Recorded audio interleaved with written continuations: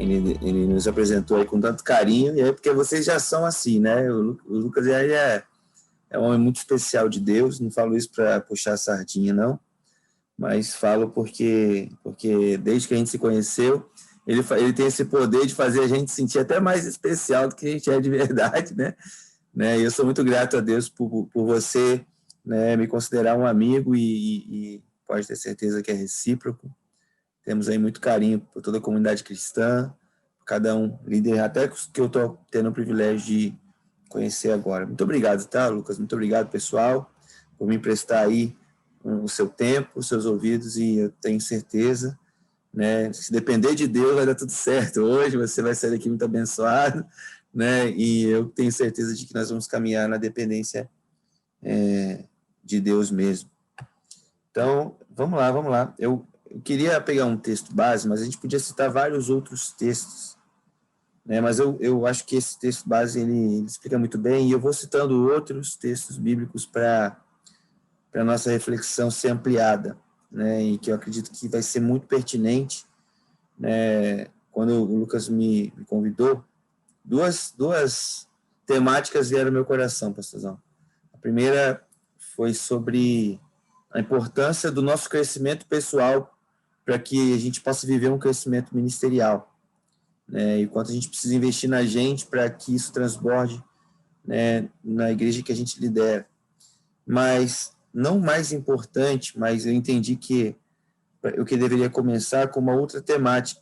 Eu não conheço bem, né, a parte estrutural da Igreja dos Irmãos, mas toda igreja que se envolve com discipulado, célula, pastoreio e pequenos grupos, ela é muito, quando ela é muito comprometida com o discipulado.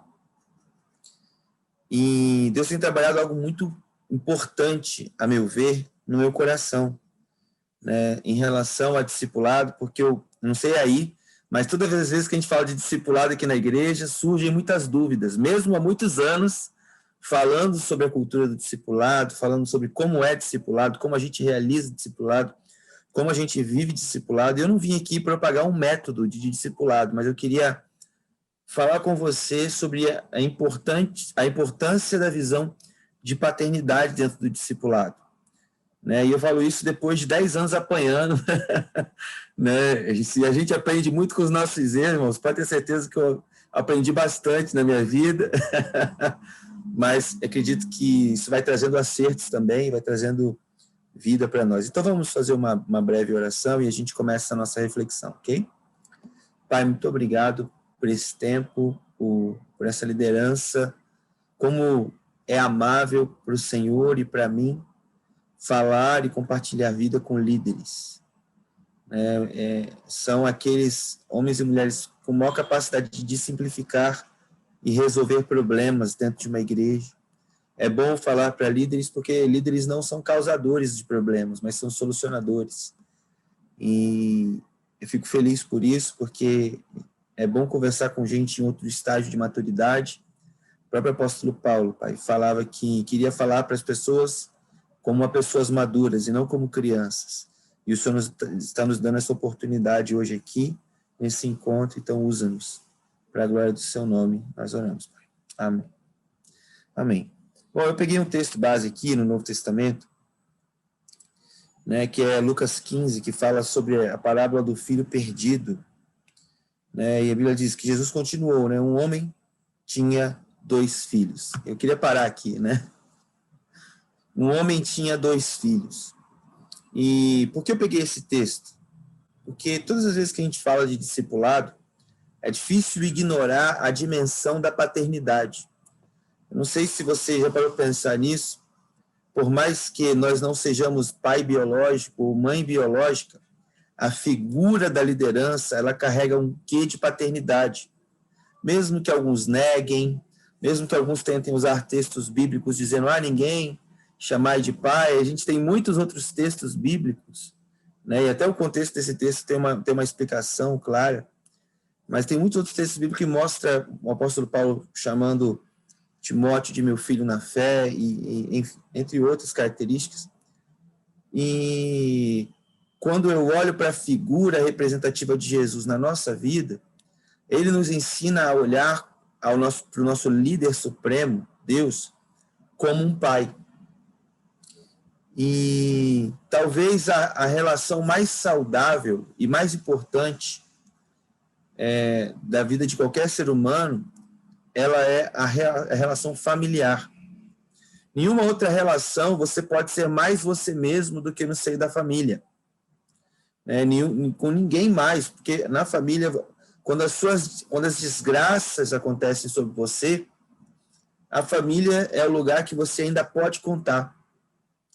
A família ainda é o seu porto seguro, ainda são as pessoas que não te abandonam. Pelo menos era o que minha mãe me dizia, quando eu começava a preferir meus amigos. Ela falava, olha, não vai na onda dos amigos não, porque quando você quebrar a sua cara, o que vai sobrar é sua mãe, o seu pai e seus irmãos. E, infelizmente, eu tive a experiência de ver o meu irmão se divorciando, e no momento meio de desorientação dele, ele pôde recorrer ao meu pai e à minha mãe. Então, a família ela é realmente o vínculo mais perfeito que Deus poderia construir. Hoje, nesse tempo tão político, de tanta discussão sobre visão política e questão de que a igreja defende a família, a gente pode cair no erro de pensar que a defesa da família está relacionado a como as pessoas vão se relacionar sexualmente. E aí a gente fala, não, a decisão é da pessoa sobre a questão da sexualidade, mas a gente às vezes se esquece que desconstruir a família é desconstruir o lugar mais seguro do mundo, para mil outras questões. Já foi dito e pesquisado, e eu peço perdão por não trazer a fonte, que o maior problema da miséria na África está conectado à falta de paternidade. E eu, por experiência própria, já visitei uma comunidade que até se tornou muito conhecida aqui no Rio, chamada Jardim Gramacho, porque que é uma comunidade de catadores de lixo. E você percebe que é uma comunidade muito miserável. E quando você vai conhecer a realidade, a gente visita muito as famílias missionárias que ali estão, eles explicam que 90 e poucos % da comunidade é cristã. Mas como pode uma comunidade que se diz evangélica, na verdade, mais do que cristã, mais específico, como pode uma comunidade que se diz evangélica ser tão miserável, onde crianças já morrem de vez em quando no meio da rua e vão abrir a barriga, saem vermes da criança por não ter simplesmente uma água potável para beber. E muitas vezes você vai ver a caixa d'água da casa de alguém, tem germes lá, visivelmente. Então, e aí você vai descobrir que a característica principal dessa comunidade são famílias com mães solteiras que têm 7 filhos. Porque os homens vão lá, se relacionam com as mulheres, e elas engravidam porque não têm o menor cuidado. E aí você vai começando a entender por que a comunidade é miserável. E, ao mesmo tempo, você vai entendendo por que a paternidade é tão importante.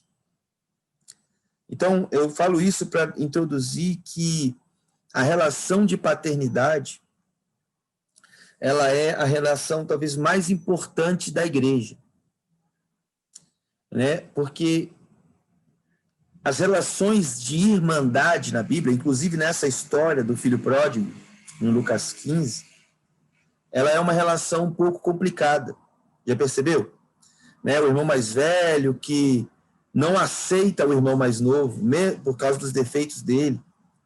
É a história de Esaú e Jacó, que rompem um com o outro. É a história de Ismael com Isaac, que por mais que não expresse conflitos diretos, mas a Bíblia já deixa evidente a confusão e conflito que nascem a partir de 2 irmãos com destinos diferentes. Então, a relação de irmandade ela é uma relação sempre delicada, porque é uma relação que se estabelece dentro do mesmo nível de autoridade.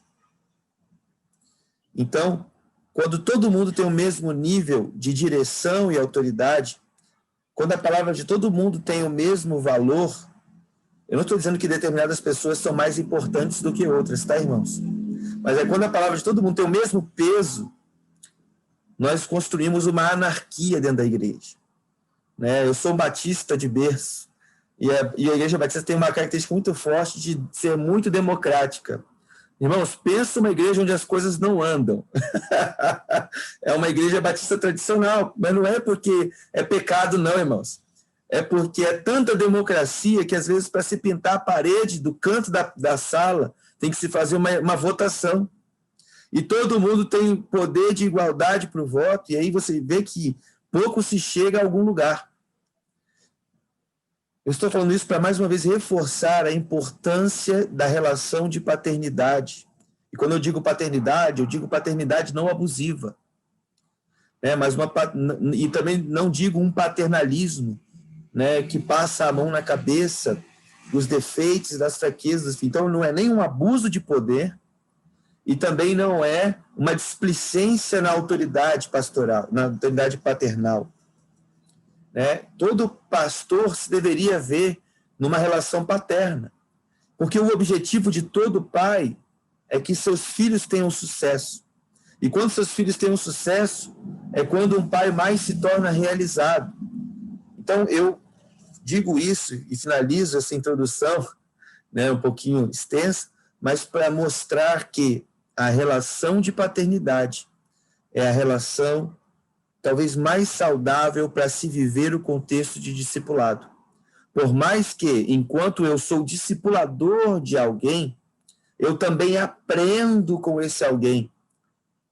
Mas não é que até Jesus aprendia com as crianças, ou até Jesus nos informou e nos decretou que nós deveríamos aprender com as crianças. Ou seja, a relação de aprendizado, ela não morre porque existe uma relação de paternidade. Amém. Vamos falar do discipulado. Porque o discipulado precisa ser vivido em paternidade, eu já falei. Agora, o que é viver discipulado tendo um olhar de paternidade? Eu aprendi, através de estudos científicos e da psicologia, que todo pai precisa oferecer ao filho 3 coisas. E aí eu quero que você entenda isso, porque isso vai mudar completamente o resultado do seu discipulado. E se você é pai e mãe, guarde isso, porque isso vai mudar para sempre a sua relação de paternidade, principalmente se você tem filhos com menos de 4 anos de idade. Mas o meu foco principal é aplicar para a relação de discipulado, ok? Quando eu digo principalmente, eu não estou dizendo que é sem efeito em gente mais madura, porque na pessoa mais madura isso vai trazer um nível de restauração tão grande. Então vamos lá. São 3 As que precisam ter dentro de uma relação de paternidade pastoral ou discipuladora. O primeiro A é atenção. Isso é psicologia, tá, irmãos? Mas eu vou te mostrar onde está isso biblicamente. Vamos lá. Atenção. Sabe? E quando eu leio o texto de Lucas capítulo 15, e a Bíblia diz que um homem tinha 2 filhos, e quando nós vamos estudar profundamente os 2 filhos, nós vemos 2 filhos completamente diferentes, sim ou não? Um filho mais displicente, mais mais independente, mais querendo viver as coisas do seu próprio jeito, e um outro mais obediente, mais respeitador, mais submisso, mais quieto, satisfeito em cumprir os objetivos do pai. Então, eram 2 filhos completamente distintos. E quando a gente vai fazer uma análise de paternidade, você vai descobrir que nenhum filho é igual ao outro. Você que é pai sabe que nenhum filho é igual ao outro, mas alguns se diferenciam de tal forma que parecem até mesmo opostos. Mas os 2 filhos precisam de atenção. Sabe, pesado é um discipulado utilitarista. Pesado é quando você se dirige aos membros da sua célula ou do seu ministério apenas numa relação de utilidade, apenas numa relação de uso, apenas numa relação de eu peço e você faz. E automaticamente vai se criando distanciamento relacional. Ao ponto que esse texto de Lucas vai revelar que, nessa relação paterna, os dois filhos carregavam um sentimento um com excesso de atenção, que é o filho que foi embora, e um com defasagem de atenção, que é o filho que talvez até recebeu atenção, mas não conseguiu compreender a atenção que recebia. E construiu um sentimento de rejeição. Sabe, dentro da nossa célula, a gente precisa entender que, como eu disse, a relação mais importante é a relação de paternidade. Dentro do nosso ministério, a gente precisa englobar uma relação de paternidade. Porque a paternidade, ela vai promover a aceitação. E a aceitação eu vou chamar de oposto de rejeição. No nosso relacionamento ministerial, as pessoas, nenhuma nesse grupo aqui é assim, né? Em nome de Jesus, mas as pessoas imaturas da igreja, elas tendem a perceber e olhar para nós se nós estamos promovendo a aceitação ou se nós estamos inconscientemente, às vezes, promovendo rejeição. E não é a Bíblia que eu cito, mas o filme do Batman versus Superman, que diz que a rejeição é o maior fabricante de monstros. Mas sabe qual que é o problema? Nem sempre nós rejeitamos as pessoas intencionalmente. E nem sempre nós rejeitamos as pessoas nem sem ser intencionalmente. Mas pensa um ser no planeta que tem facilidade de se sentir rejeitado. É o ser humano. Eu aprendi num livro da Joyce Meyer chamado A Raiz de Rejeição que as pessoas, elas se sentem rejeitadas pelas próprias expectativas que elas criam em cima de nós. Né? Ah, ele não me deu bom dia. Ah, ele não me deu boa tarde. Ah, ele não reparou no meu cabelo. As esposas aí já estão remexendo, né, o braço do marido. Olha aí, ó. Eu pintei o cabelo era preto, eu botei azul e você não percebeu. Meu cabelo tinha 2 metros de comprimento e agora ele tem 30 centímetros. Eu raspei o cabelo e você não conseguiu perceber que eu fiz essa mudança tão drástica. Né? Então, ou seja, as pessoas elas se sentem rejeitadas até quando nós não as rejeitamos conscientemente, ou até mesmo quando nós não a rejeitamos.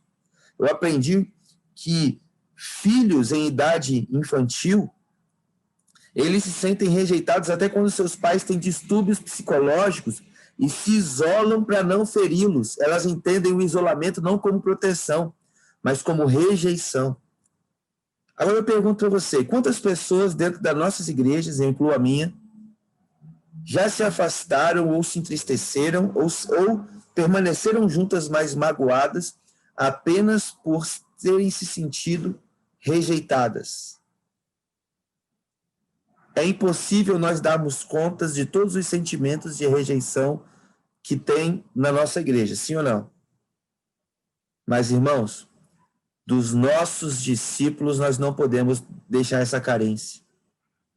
Mesmo que às vezes eles criem essas ideias equivocadas de que nós os estamos rejeitando, nós precisamos ir até ele e confrontá-los e amá-los. Por isso, o primeiro aspecto que eu abordei foi atenção. E quando se fala de atenção, as pessoas elas entendem a atenção de maneiras diferentes. Por exemplo, homens, a gente, se um cara passa tempo com a gente, nem que seja para olhar para o céu, ou só para falar como foi o jogo qual que é o time bacana que vocês torcem aí? Fala um time bom, gente. Time bom. Fala um time bom para mim. Palmeiras. Palmeiras? Ô, brincadeira. Eu sou vascaíno, então nem tiro onda, né? Mas nem que seja para falar de como está a tabela do Brasileirão lá, né? Quem que perdeu, quem ganhou. Eu não torço nada, mas eu adoro falar nos grupos quando o Flamengo perde. Né? É muito divertido para a minha alma né? Eu me alivio ali semanalmente, todos os meus estresses ministeriais, eu jogo em cima dos flamenguistas semanalmente ali quando eles perdem. Mas ontem foi o meu Vascão que perdeu, né? Então o homem, se ele bater um papo, não todo homem, boa parte dos homens, se ele bater um papo, se ele só está presente, se ele só está ali junto, fazendo qualquer nada, tá bom. É atenção. Passamos tempo junto, é só estar presente. É só ir para o mesmo lugar junto, é só comer um hambúrguer, é só passar tempo. Agora, existe também determinados tipos de homem que não basta passar tempo junto. Aí você vai falar, pastor, são os efeminados? Não, irmãos, não. São os homossexuais? Não, irmãos, não. Os homens sensíveis, vamos dizer assim, e quando eu falo sensíveis, eu não estou falando de maneira pejorativa, eles não necessariamente são efeminados ou homossexuais, mas eles têm uma característica de observação do mundo diferenciada. Como seria bom se a gente soubesse valorizar os homens mais artísticos da nossa igreja, né? Os homens porque esses caras, eles têm 5 vezes mais talentos do que os outros mais brutões. Ou seja, eles têm 5 vezes mais potencial de influenciar a sociedade do que os homens mais brutos, os homens de características mais físicas e menos sensíveis. Então, mas esses homens, eles recebem afeto e atenção de formas diferenciadas. Semelhante à forma como aí entra o outro grupo, mulheres se sentem recebendo atenção. Eu pergunto, basta sentar no sofá do lado da esposa, assistindo televisão, para ela se sentir importante? Para ela sentir que recebeu atenção? Quem é casado, ou namorado, ou noivo, sabe que não. Qual é a característica que diferencia que uma mulher recebeu atenção em sua maioria? Olhos nos olhos. Porque são características diferentes. Aqui a Bíblia fala, um homem tinha 2 filhos. E dentro do seu grupo de liderança, existem mais do que 2, não é verdade, gente? Às vezes existe 10, às vezes existe 20, e tem líderes aqui de centenas e líderes aqui de 1000. Mas dentro desses grupos esses grupos muito diferentes, multidiversos, existem pessoas diferentes, mas nós precisamos entender aqueles líderes que são mais próximos a nós. Nós precisamos exercer uma relação de paternidade com eles e inserir dentro da característica do nosso discipulado, que não pode faltar no discipulado, atenção. Eu quero confessar para você aqui uma coisa. Um discípulo meu saiu do meu grupo de liderança ontem.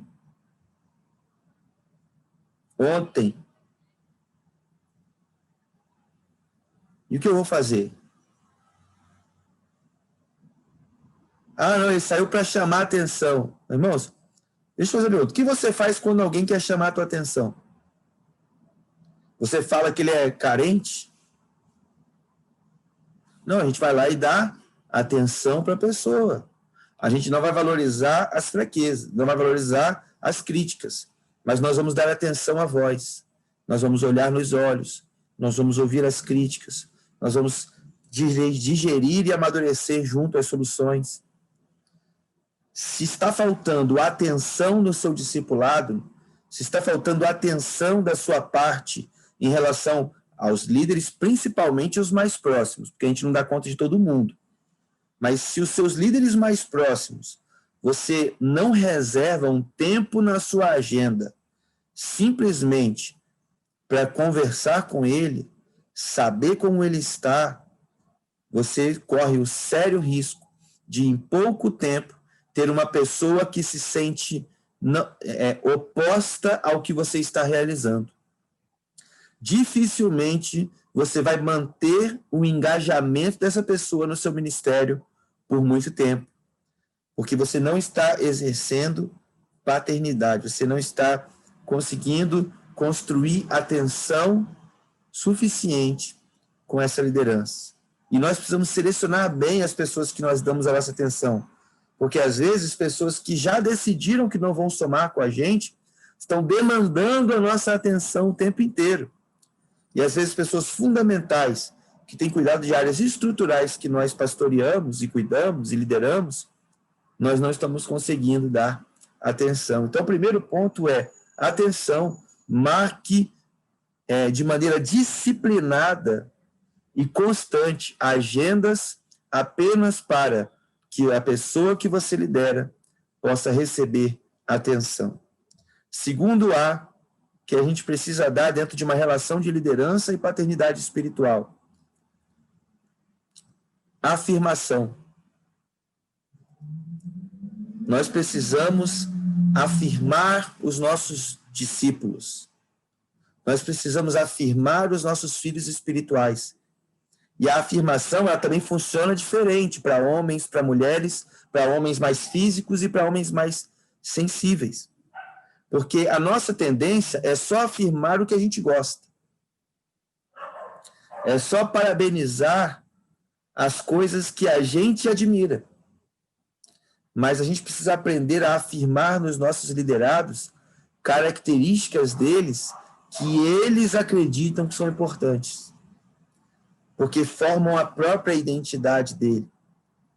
Então, afirmar, eu já tive várias conversas com muitos líderes e uma das coisas que mais fada os discipulados e a liderança ao fracasso é um líder que não acredita no liderado.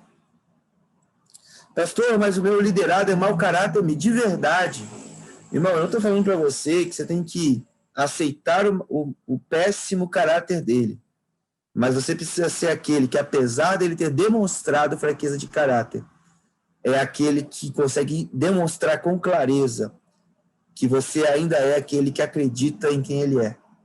E acredita no que ele pode se tornar. Eu queria que você se imaginasse numa relação de discipulado, onde você é discipulado por alguém, mas você já tem certeza que o seu líder, que o seu discipulador não acredita em você. Não é um pesadelo? Você caminhar com alguém que você sabe que ele só espera de você o pior? Sabe, a afirmação dos nossos liderados, ela precisa ser constante. Até porque as afirmações constroem bases para as cobranças. Eu tenho pena de líderes que cobram sem afirmar. Eu tenho pena de líderes que cobram sem valorizar. Sabe, eu lembro de uma época que eu só ligava para os meus liderados para cobrar o relatório da célula semanal. Só que meu relacionamento estava tão fraco, meu relacionamento de afirmação com aqueles líderes estava tão fraco, que eu não ligava mais. Eu não telefonava mais, porque eu sabia que eu devia a eles. Então, a minha ligação ela ia ser um vexame para mim. E porque eu não ligava mais, eu não conseguia mais extrair de mim e deles o fruto. Sabe, a gente não frutificava mais, porque eu quebrei a minha relação de afirmação com meus discípulos.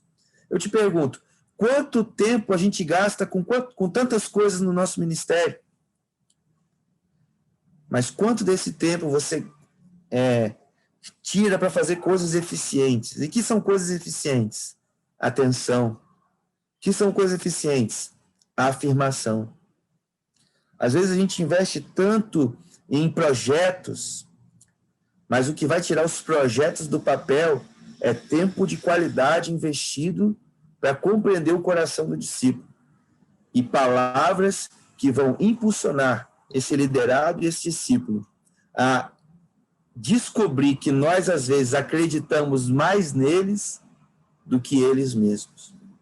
Não foi isso que Jesus fez com os seus discípulos, tão descredibilizados, se a gente fosse analisar o currículo ministerial deles? Então, afirme as pessoas. Sabe, gaste tempo, invista tempo afirmando liderados, afirmando as qualidades. Você não precisa afirmar defeitos. O defeito você trata. Mas todo mundo tem sequer pelo menos uma qualidade. Por último, que eu não quero também tomar o tempo todo de vocês, o terceiro A da paternidade, e que nesse caso a gente está aplicando para a paternidade espiritual, é a afetividade. Sabe? Atenção, afirmação e em terceiro lugar, a afetividade. Deixa eu te dizer, pastor e líder, a forma afetiva como você trata os seus discípulos vai definir a cultura de relacionamento do seu ministério. A maneira afetiva como você trata um discípulo vai definir a cultura de relacionamento de todo o seu ministério. Então, se você é um líder de palavras doces, se você é um líder cheio do fruto do Espírito, paciente, amoroso, alegre, bondoso, sempre disponível para fazer o bem, você é um líder que afirma a fidelidade, é um líder manso e um líder que sabe falar na hora certa, sabe agir da forma certa, ou seja, cheio de domínio próprio e temperança, né? Temperança tem a ver com temperar, né? Você sabe colocar a coisa certa no momento certo, através de conexões afetivas saudáveis, eu te garanto, você vai ter um ministério macio de lidar. Ah, pastor, mas por mais macio que eu seja, tem umas pessoas muito endemoniadas. Eu concordo. Até quando a gente é macio, tem as exceções. Mas nós estamos aqui para que o padrão seja a nossa liderança. Eu estranhei quando eu cheguei na minha igreja há 10 anos atrás, porque eu nunca tinha visto uma igreja onde havia tanta receptividade com as pessoas que chegavam novas. Pelo contrário, antes de eu chegar como seminarista para liderar adolescentes por um momento, a primeira coisa que eu fiz foi pegar o boletim da igreja, que na época tinha um boletim de papel, hoje é tudo aplicativo, essas coisas, mas tinha um boletim de papel, e eu fui olhar as células da igreja. E eu ia liderar adolescentes, eu olhei lá a lista de líderes de adolescentes que já existiam, líderes de célula, e a primeira análise que eu fiz, aqui tinha 5 células, eu falei, aqui estão 5 pessoas que vão me olhar torto e achar que eu quero competir com elas. A liderança. Um cara que chegou agora, tentando, né, mostrar que sabe mais do que eles. Eu não sei se eu quero isso para a minha vida. Sabe o que aconteceu? Quando eu fui apresentado como líder de adolescentes, aqueles 5 líderes de célula vibraram e glorificaram a Deus, que agora eles tinham um líder, né, um pastor, um seminarista para liderá-los. Aquilo me impactou. E eu falei, como uma igreja pode ter uma cultura tão aberta, tão celebrativa, tão pastoreadora, vamos dizer assim, tão amorosa, onde eu pensei que eu ia entrar como uma ameaça, mas fui recebido como um presente. Até eu, que era para ser pastor e líder naquele momento, me senti pastoreado pelas minhas ovelhas, pela forma como eu fui recebido por aquelas pessoas.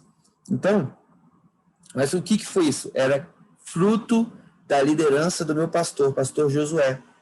Uma igreja macia, uma igreja amorosa, uma igreja aconchegante, cheia de gente problemática. E eu sou mais um dos problemas da minha igreja, né? Mas tenho buscado ser a solução também. Então, irmãos, se nós queremos viver liderança saudável, discipulado saudável, nós precisamos olhar para os nossos liderados como filhos espirituais, não para nos impormos como autoridade máxima e irrevogável, mas para torcermos pelo sucesso dos nossos liderados, como se fosse nosso, e investir neles. Atenção, verifique como está a sua dedicação em saber como está a qualidade de vida dos seus discípulos, a vida espiritual deles, os sentimentos e os relacionamentos afetivos do seu discípulo. Atenção. Segundo, a afirmação: garanta que da sua palavra estão saindo constantemente palavras que abençoam seus liderados, seus filhos, seus discípulos.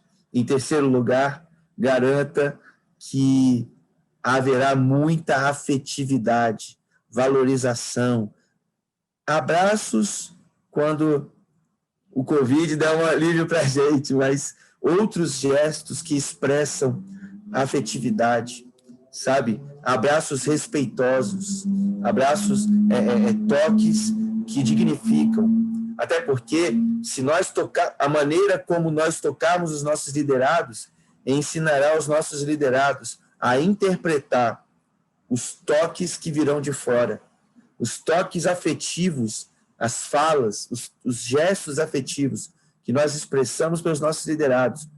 Ele fará com que eles saibam discernir a qualidade de igreja que eles estão inseridos, fazendo com que eles até pensem assim: não, me ofereceram um cargo na outra igreja, mas eu não abro mão da cultura da minha. Vocês estão me entendendo, gente? Me ofereceram oportunidades num outro ministério, mas eu me sinto muito amado e valorizado nesse aqui, e essa cultura eu não abro mão. É igual as empresas hoje, né?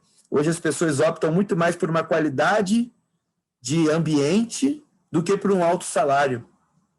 As pessoas querem ter paz no coração no lugar que elas estão. Então, se nós desenvolvermos uma afetividade saudável com os nossos discípulos, dificilmente os nossos discípulos vão querer ir para outro lugar, né, e vão querer caminhar debaixo de outro pastoreio.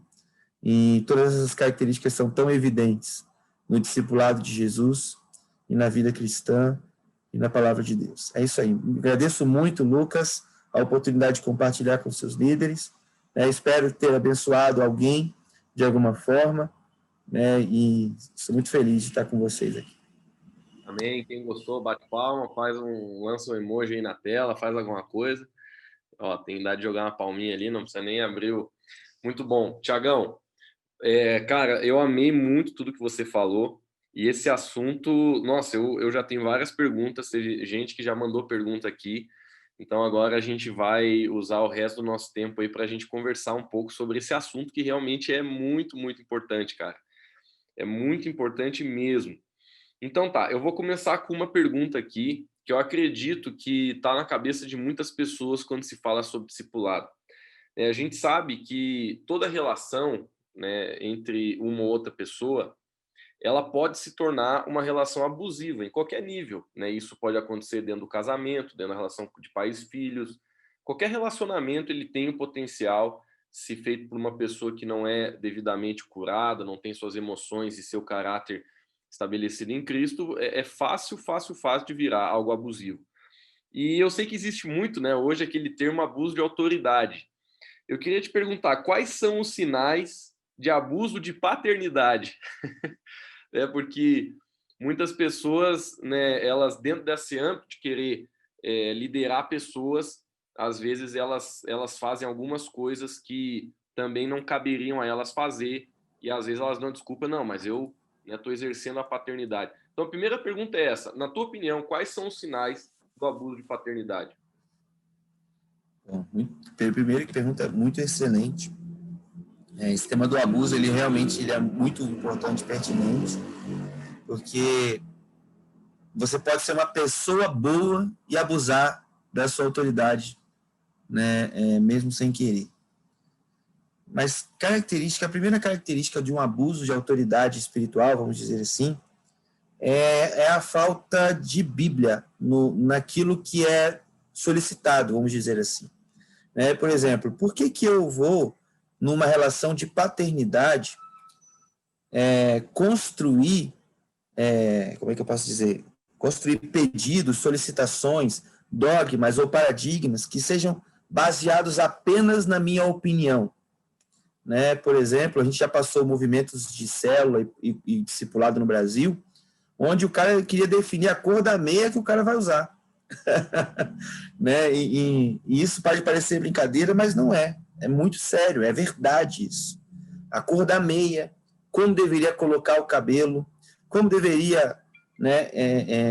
Então, acho que a primeira fundamentação é que sempre esteja ligado a um aspecto realmente bíblico, né? A aspectos que vão forjar caráter e personalidade, e não características, né, físicas ou exteriores. Claro, tirando quando se abrange temas como sensualidade na roupa, né, tirando esses detalhes, né, acho que a primeira questão é que os confrontos do discipulado sejam voltados a um caráter como o de Jesus, né, e não por questão de opinião e forma de fazer do líder.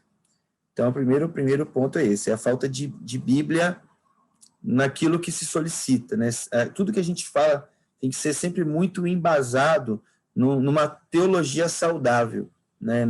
Num estudo um pouquinho mais aprofundado nas Escrituras, né? E, segundo lugar, é que mostra clareza no abuso de autoridade. Eu estou querendo pegar uns exemplos aqui. Sim, isso é muito legal. É quando o líder ele está promovendo algo para promover a si mesmo e não o coletivo, né? Quando, por exemplo, eu já vi características de abuso espiritual onde, né, os líderes... Não, eu não vou citar isso não, deixa para lá, vou mudar o exemplo. Foi mal, gente. Né, mas onde o líder ele tirava proveito pessoal daquilo, né? Quando o líder ele utiliza do cargo para colher benefícios. Aí talvez alguém esteja pensando, eu já vi o pastor Lucas fazer isso, ele foi no churrasco da minha célula e não pagou o churrasco. Mas uma coisa é quando a célula fala assim, pastor, o senhor visita 1000 células. Se o senhor pagar todo o churrasco que o senhor vai, o seu salário pastoral vai todo para churrasco de célula.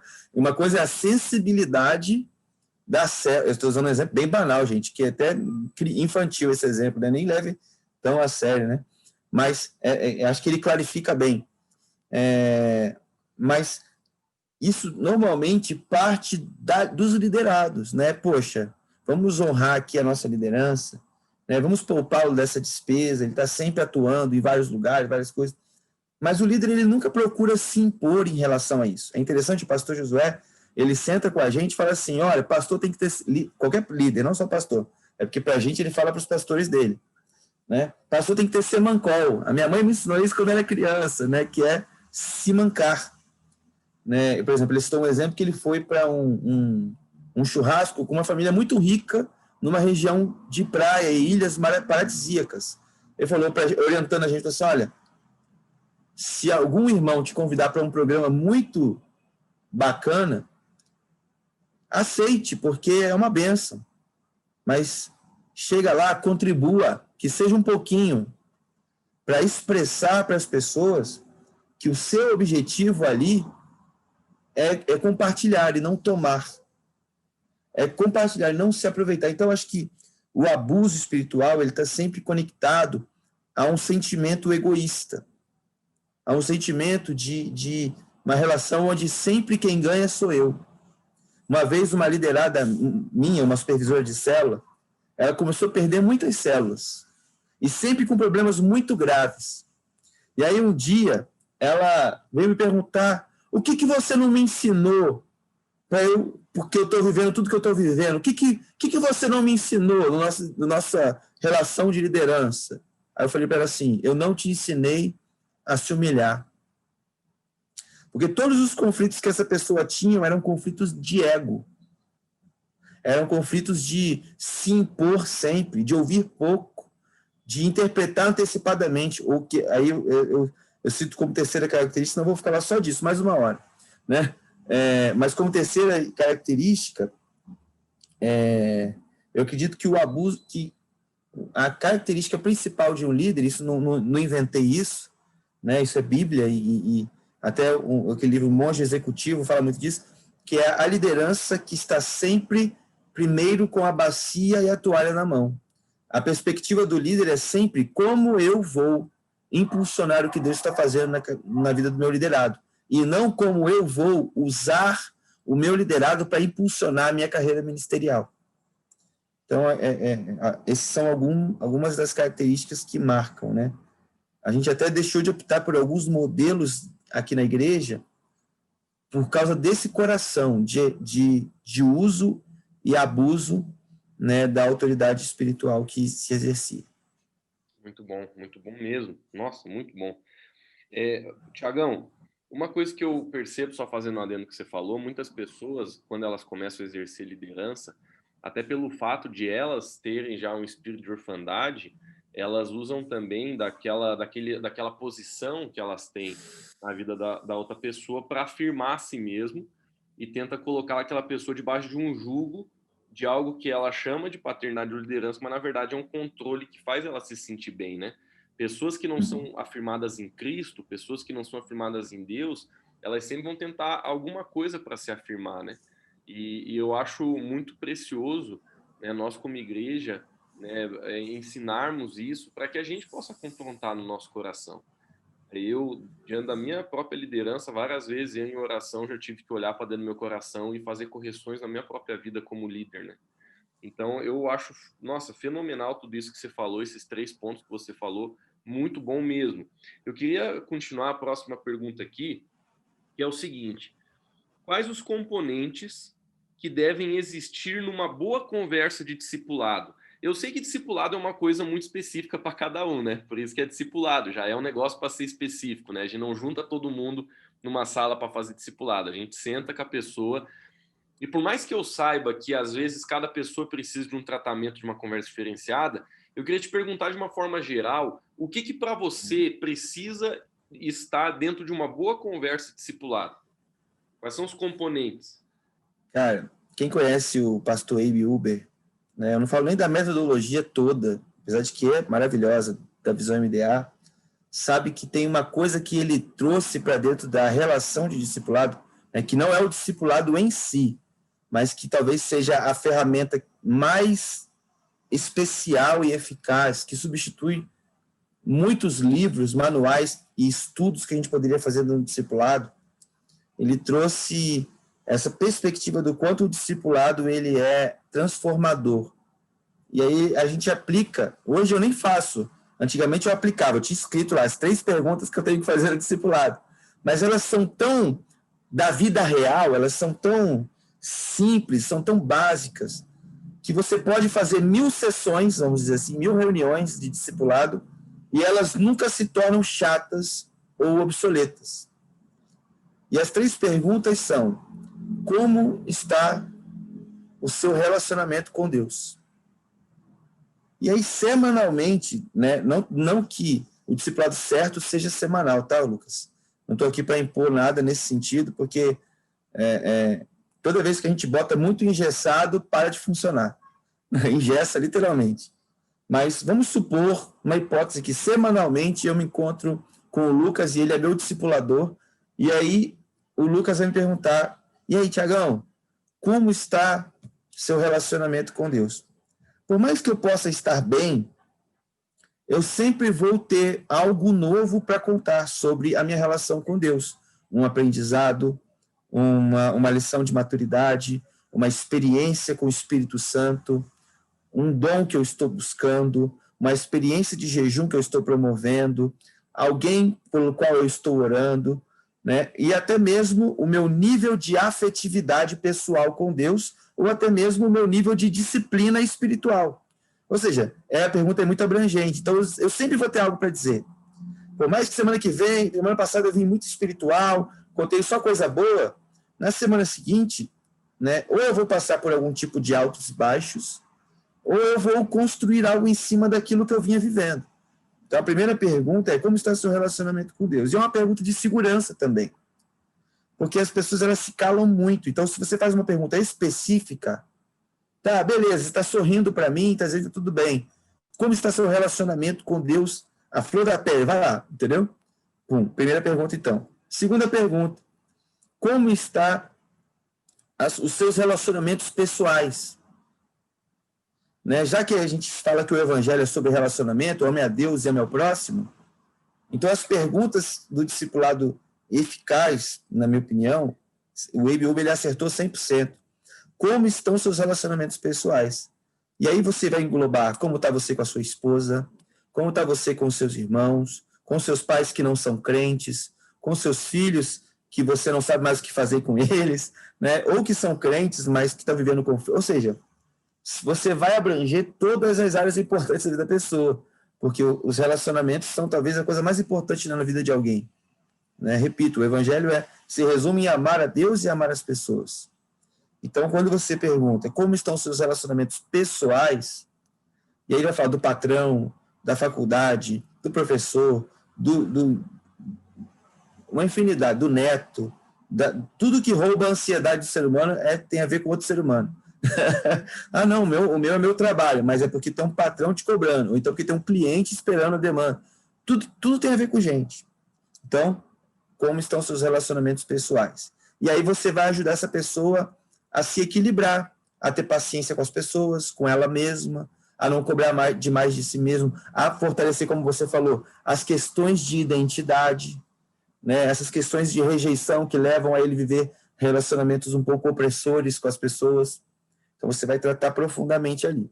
E, em terceiro lugar, é como está a tua atuação ministerial. Isso pode englobar o ministério que eu lidero, pode englobar o quanto eu tenho propagado Jesus onde eu estou. Ministério, ou você pode ser muito específico, como está com a tua célula, como está com o teu ministério de homens, de mulheres, com crianças. E aí eu posso, inclusive, falar sobre cada um dos que eu atuo. Né? Como estão seus discípulos? Porque olha que interessante, eu posso estar vindo aqui fazer discipulado com você e meus discípulos estão lá órfãos, né? Digamos assim, estão sem essa pessoa que vai lá ajudar eles a refletir sobre seu relacionamento com Deus, seu relacionamento com as pessoas. Então, eu aprendi na vivência que dificilmente alguém vai inventar uma apostila mais importante para discipulado, por mais que seja um conteúdo revolucionário, extremamente espiritual, que seja uma escola de avivamento, mas eu acho que nada vai conseguir substituir essas três perguntas, né? Como está seu relacionamento com Deus, como está seu relacionamento com as pessoas e como está, né, o seu trabalho para Jesus, vamos dizer assim, em qualquer âmbito. Muito bom, muito bom, muito bom. Nossa, eu estou gostando de imagem, não sei se vocês estão gostando, eu estou até olhando para o relógio para torcer para que passe devagar para a gente. Desculpa aí, o tempo, né, que eu vou falando mesmo. Não, tá ótimo, cara, a gente está aprendendo muito hoje. A próxima pergunta é o seguinte, Tiagão, como que a gente... Por exemplo, deixa eu dar um pouco de introdução.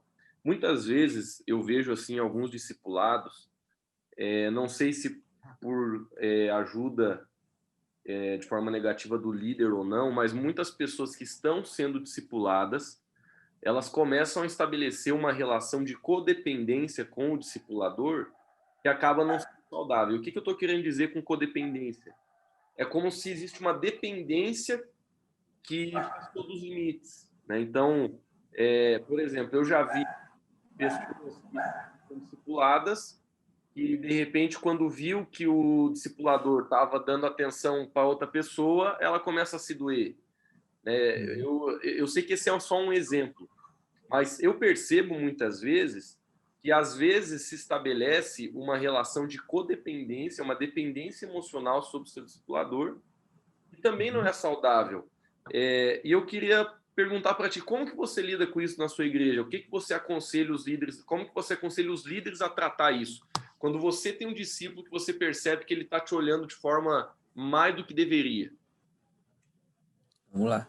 A primeira coisa que eu queria dizer é que existem níveis de codependência, né? Por exemplo, tem pessoas com quadros hipergraves de depressão ao ponto de estar à beira de um suicídio. Então, eu trato diferente uma pessoa à beira de um suicídio de uma pessoa madura que só não tem plano, não tem objetivo na vida, que quer viver em cima da vida do líder. Faz sentido? Só que aí, a primeira coisa que a gente precisa perceber é que nas relações de codependência, tanto o discípulo que depende dessa autoridade máxima, desse homem de Deus, desse servo, né? Tanto o discípulo se alimenta de ter essa personalidade forte com ele, que é o outro líder, quanto a personalidade forte, o líder, se alimenta de ter coitadinhos o bajulando. Então, toda a relação de codependência ou de dependência emocional, como você colocou muito bem, ela tem duas partes. Pode ser que a parte do líder não seja intencional em promover pessoas dependentes, mas pode ser que seja. E aí, se você gosta desse coitadinho sempre no teu pé, dependendo de você, super-herói, aí não tem muito o que fazer, né? Você tem que se arrepender mesmo desse pecado, né? Tem que parar hoje e falar assim, meu Deus, eu me utilizo dos coitadinhos que se achegam a mim. E aí é arrependimento, é pecado que você está cometendo. Você está literalmente roubando a vida de alguém. Agora, quem não se alimenta dessa dependência do mais fraco, vamos dizer assim, e quando eu falo mais fraco, gente, eu não estou diminuindo a pessoa não, tá? Estou falando da questão emocional que ela está vivendo, né? Desse momento emocional mais dependente. Então, quem não se alimenta, eu sei que vai parecer meio duro eu falar isso, e aí eu quero até recomendar, o pastor Lucas. Tem uma pregação da pastora Andréa Vargas, não sei se ela é pastora, né? Andréa Vargas, né, que é da Missão Avalanche, você pode botar no YouTube, é fácil de achar. Dependência emocional, Andréa Vargas. É uma pregação muito esclarecedora sobre como as relações de dependência emocional se estabelecem. E ela ensina várias coisas. Dentre tudo que ela ensina, ela fala que, em se tratando de casos que não sejam pessoas suicidas, né, com tendência a suicídio, né, pessoas que deveriam ser maduras mesmo, só estão abrindo mão da sua vida para viver a vida de um líder. Nessas pessoas, o líder tem que literalmente frustrar esse liderado dependente. Claro, quando eu digo frustrar, não estou dizendo que tem que ser grosseiro, tem que, digamos assim, tem que assassinar a pessoa da sua vida. Não, nunca mais olha na minha cara, mas precisa frustrar essa dependência. Precisa falar, olha, deixa eu te dizer uma coisa, nosso relacionamento não é saudável, porque a gente construiu aqui uma coisa que eu estou sentindo que está passando dos limites. Eu vou te passar para um outro discipulado. É literalmente isso. É frustrar literalmente aquela expectativa que a pessoa constrói. Por quê? Porque é uma doença mesmo. E a pessoa só vai quebrar aquela relação de dependência quando ela construir relação de frustração com esse tipo de vivência. Aí você fala, pô, mas ela vai canalizar em outro.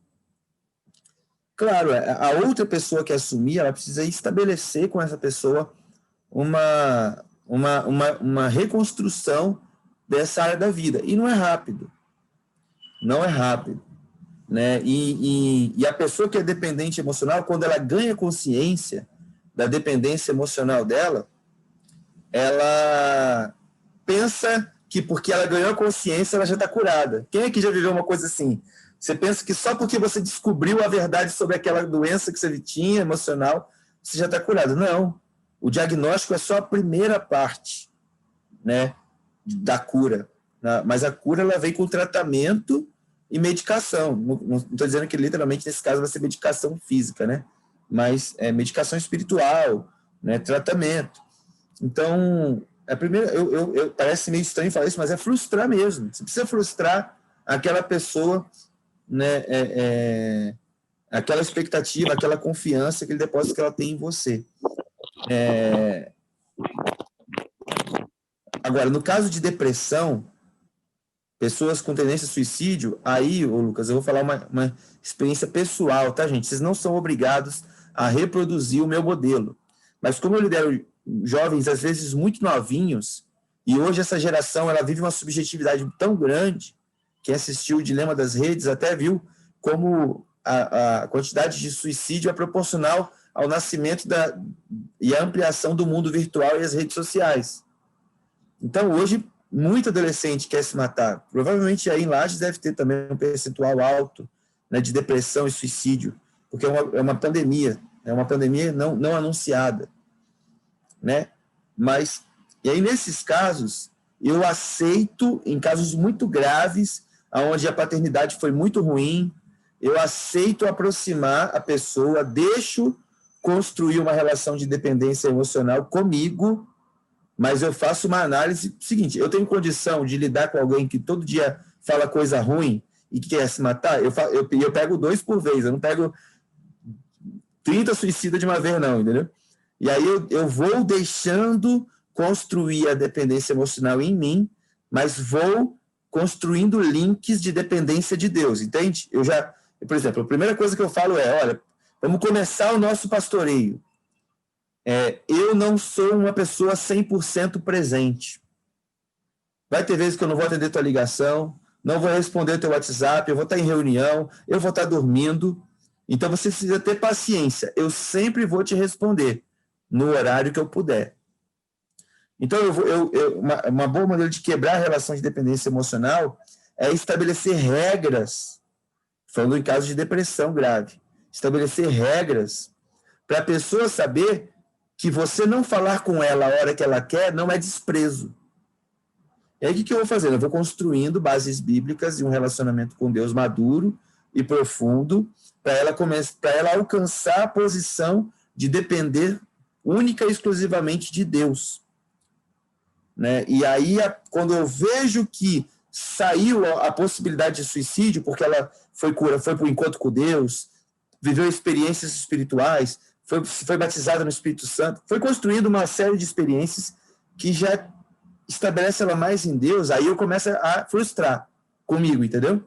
Aí eu começo não, agora outra pessoa vai cuidar de você, agora você vai... E aí eu sempre vou aproximando outros relacionamentos, para ela ver que o mundo é muito maior do que aquele líder super-herói. Então, incluir com profundidade em outros relacionamentos também é muito importante. Enfim, eu não sou psicólogo, mas na prática pastoral isso foi muito saudável para mim. Muito bom.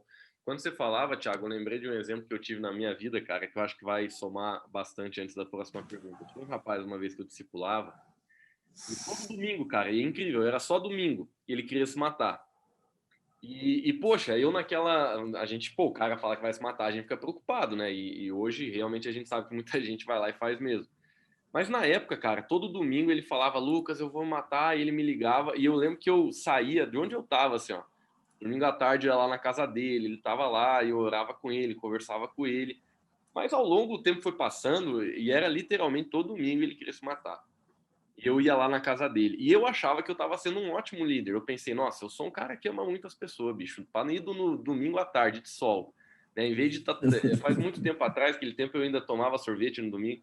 Em vez de estar tomando um sorvete, fazendo uma coisa, eu tô aqui indo na casa desse cara, né? Aí um dia eu tava conversando com um pastor amigo meu e eu fui contar vantagem desse testemunho. Eu falei, pastor, tem um rapaz lá na minha cela, quer se matar, mas eu vou lá, eu dou atenção. Ele olhou para mim e falou assim, Lucas, você tá errado, cara, você não pode fazer isso. Aí ele me falou o que fazer. Aí eu obedeci. Sabe o que eu fiz? Próxima vez que ele me ligou, dizendo que queria se matar, eu levei junto comigo um livro. Um livro grosso, muito bom. E eu cheguei lá e ele falou assim, ô Lucas, tá, aquele rolo de sempre, né? Que eu já vi que na verdade era uma codependência. Aí eu falei para ele assim, cara, eu amo muito você, eu quero muito ajudar você, mas eu quero te dizer uma coisa, bicho, eu só vou voltar aqui depois que você terminar de ler esse livro. Porque eu percebi que naquele meu relacionamento de discipulado, ele queria a minha atenção, mas ele não queria, em contrapartida, ter um compromisso de estudo bíblico, de oração, ou de fazer aquilo que deveria ser feito.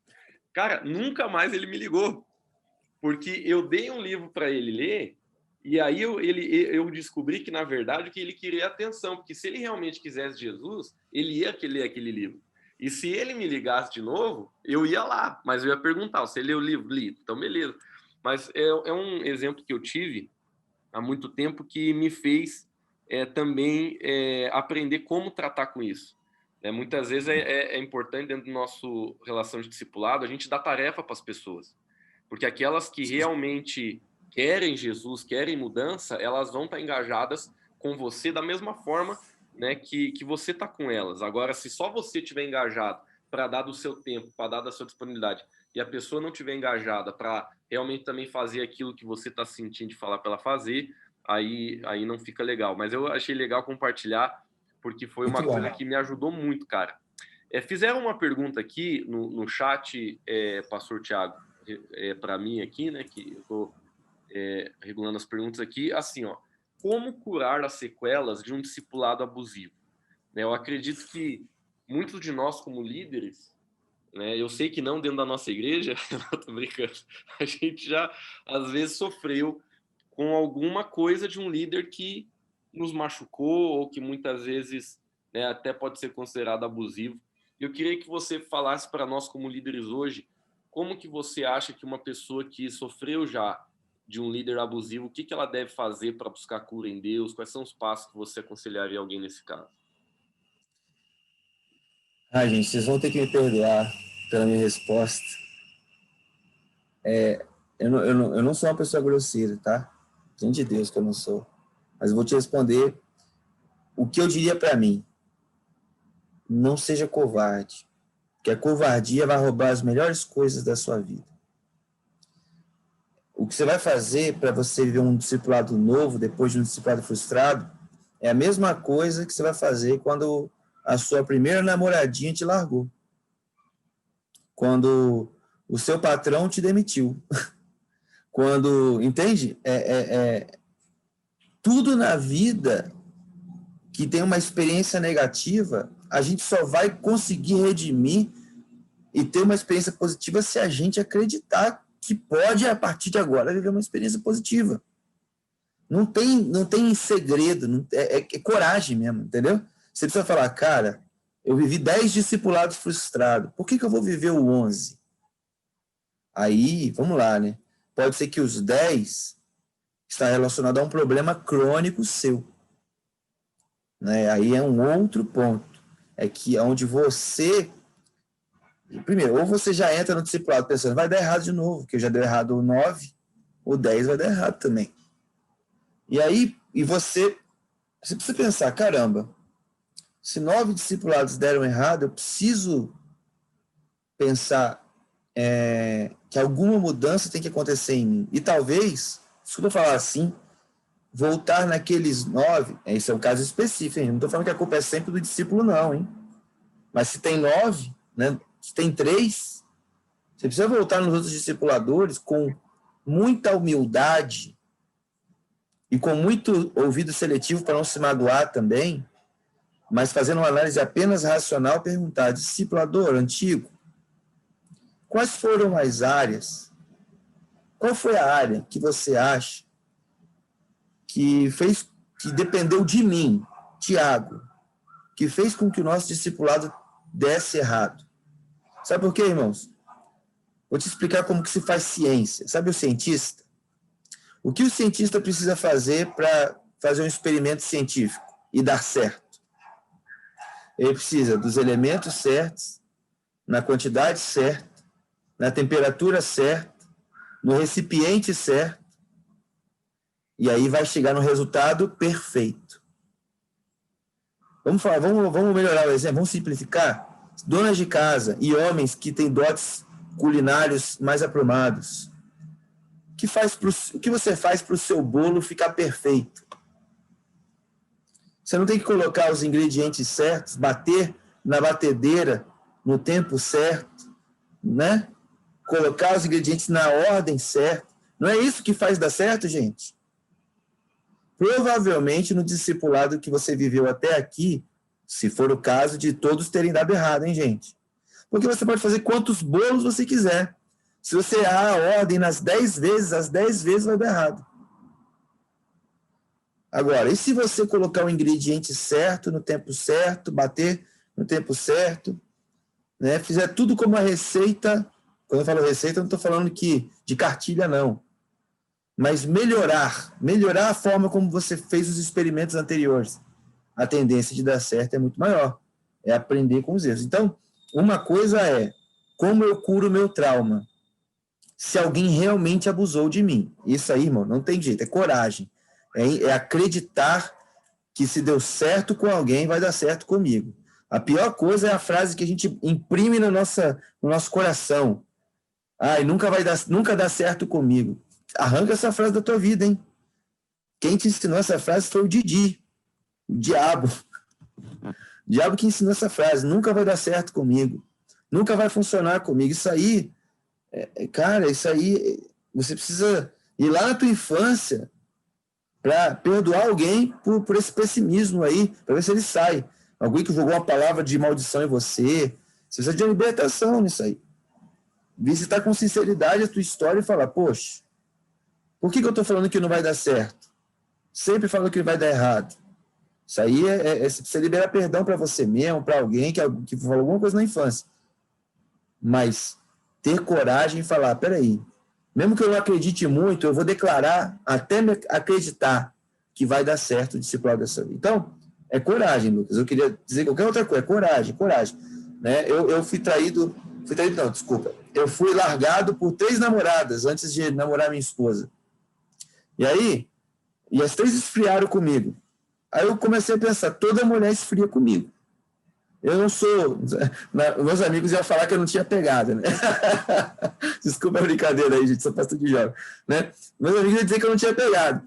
E eu falo, não, todas as meninas esfriam comigo. E aí eu comecei a namorar a minha esposa, né? E aí chegou um dia que eu senti que ela me deu um beijo mais frio. E eu comecei a chorar na frente dela. Chorar. E ela olhou para mim assustada, e eu sabia que eu estava fazendo tudo para aumentar a vontade dela de terminar comigo.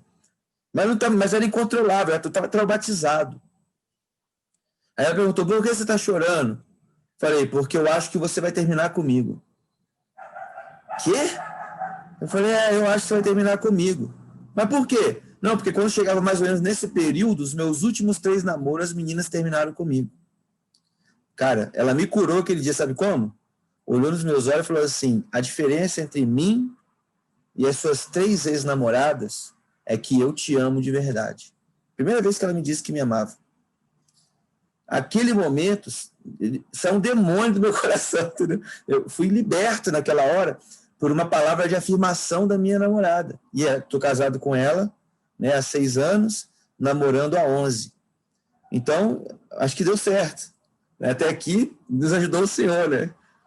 Então, agora, quase que eu defini esse relacionamento que eu estou há 11 anos baseado no trauma de 3 relacionamentos anteriores. E nenhum dos 3 eu acho que o errado fui eu. Não, na verdade foi, né? Eu dizia, te amo cedo demais, eu tinha um monte de defeito, de burrice que eu fazia, né? Ou seja, eu reavaliei nesse relacionamento, já esperei mais. Ou seja, a gente precisa fazer uma análise dos nossos erros, porque quando a gente encontra um homem e uma mulher de Deus de verdade, e eles existem, Lucas, no meio de um mundo de tanta gente ruim, tem homens de Deus, tá? No meio de um mundo de tanto discipulador e pastor tranqueira, tem gente séria. Tanto igreja ruim, tem igreja boa. Então, a gente só vai chegar na igreja boa se a gente não desistir.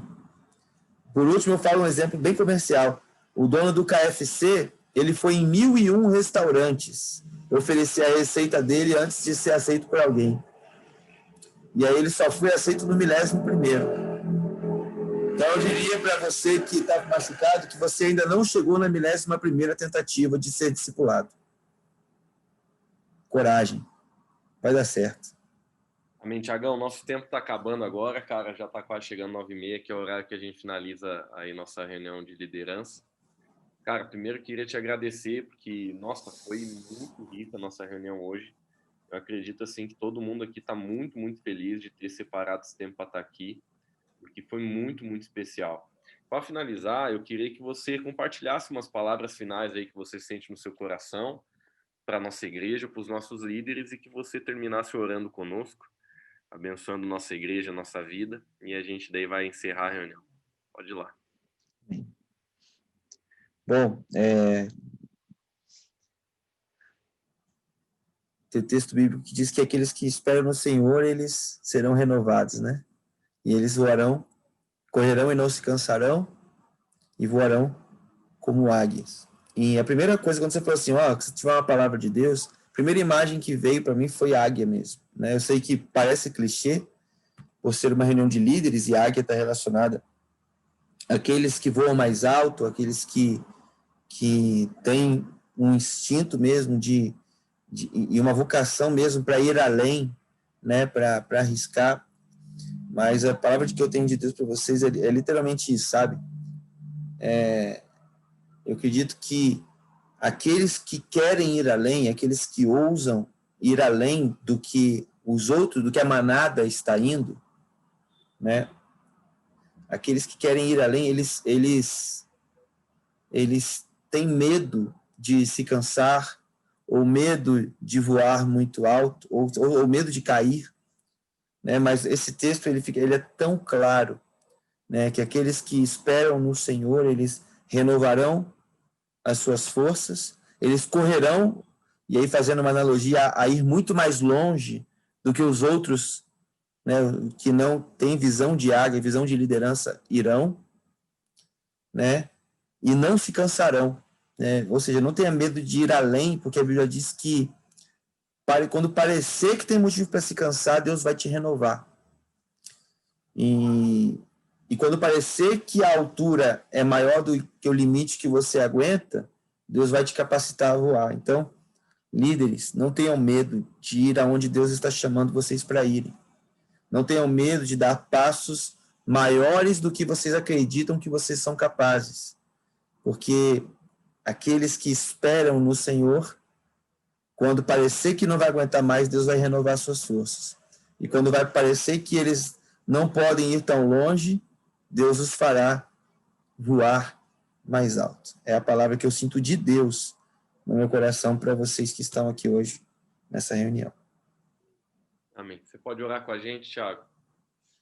Posso. Vamos orar. Espírito Santo de Deus, obrigado porque via Zoom a gente consegue te experimentar e te sentir tão presente, tão poderoso, como numa reunião presencial. Porque nós podemos estar ausente de corpo, mas o Senhor está presente no Espírito. E se nós somos o corpo de Cristo, o seu Espírito se manifesta em nós e através de nós. Eu sinto agora o Senhor inundando e tomando todos os nossos corpos, nos tocando, nos dirigindo, nos abençoando, nos renovando nessa noite de treinamento. E eu quero declarar, Pai, as suas mais ricas bênçãos sobre essa igreja, sobre esses líderes, sobre a vida do Lucas, sobre cada um que aqui está presente. Aqueles que eu pude ouvir perguntas, pude ver nas imagens, e aqueles que estão apenas me ouvindo, mas como o Senhor está falando com todos nós. Que o Senhor nos abençoe, que a nossa liderança seja como a daqueles que avançam, e não como daqueles que retrocedem e são destruídos. Em nome de Jesus, nos ajuda a proclamar o evangelho do reino de Deus, para que Lages e todos os outros lugares onde o Senhor nos dará a oportunidade sejam alcançados por uma igreja viva, uma igreja afetiva, uma igreja que consegue olhar nos olhos, uma igreja que afirma a sua cidade, que não amaldiçoa, mas que bendiz ao Senhor e às pessoas. Em nome de Jesus, Pai. Amém.